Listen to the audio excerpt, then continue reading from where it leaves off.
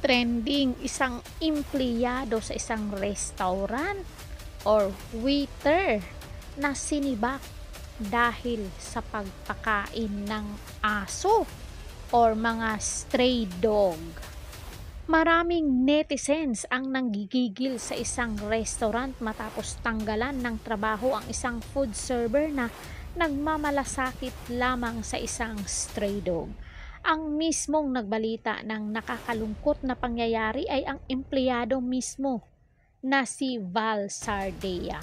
Sa pamamagitan ng TikTok, ibinandera ng food server ang isang video na lumabas siya saglit upang pakainin ang aso na nakatambay sa labas ng pinto ng resto.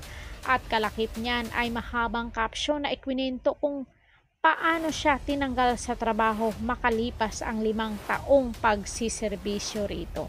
Ayon sa kanya, ang kanyang supervisor ang nagsumbong sa kanilang opisina matapos makita ang video na nagpakain siya ng stray dog sa labas ng kanilang restaurant. Hindi ko po kasi mapigilan na sila ay bigyan ng pagkain kaya't madalas ang ginagawa ko pagpapakain sa kanila off duty or break time, wika ni Val.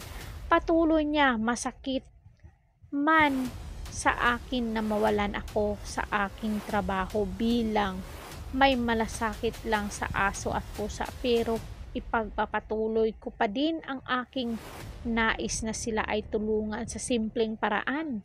Pakain, arugain at pasayahin ang kawawang aso. Yun nga lang, pagbalik niyo rito sa store, ako'y wala na rin. Mensahe pa niya sa mga pinapakain niyang stray animal sa labas ng resto. Wala na ring magmamalasakit at magmamahal sa inyo, pero sigurado pag nakita ko kayo, mga mahal kong aso at pusa, ang pagmamahal ko sa inyo ay hindi mawawala at hindi magbabago.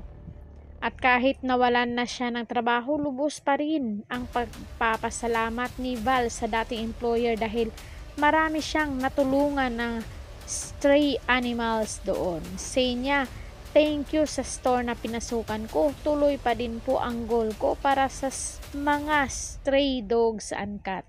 Aniya pa, now signing off, Ian Val A. Sardea, a food server, pero tuloy pa din ang pagiging dog and cat lover. So anong say nyo dito?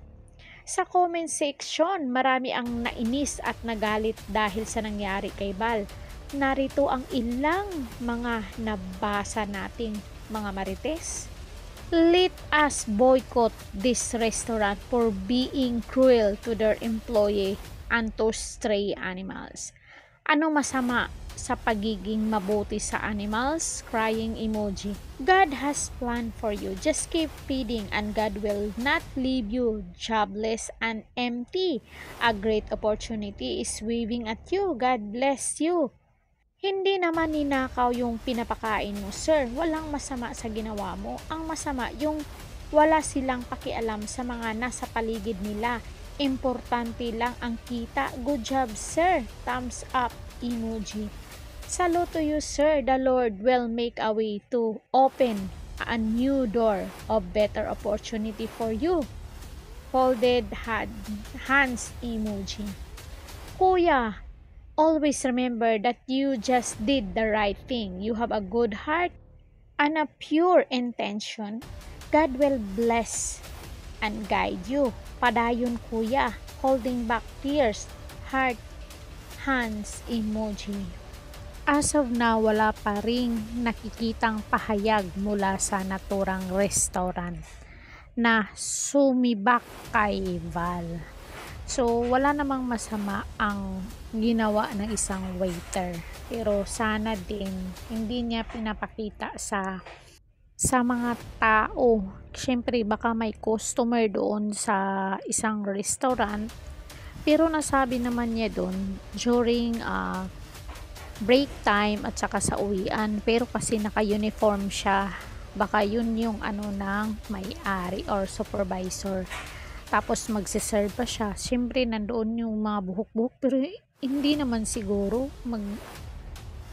Hindi din natin alam eh. So, mahirap din mag-comment. So, yun lang mga marites. Sana nagustuhan nyo ang video to. Don't forget to like, share, and subscribe Caridad Official TV para updated kayo lagi. Thank you so much.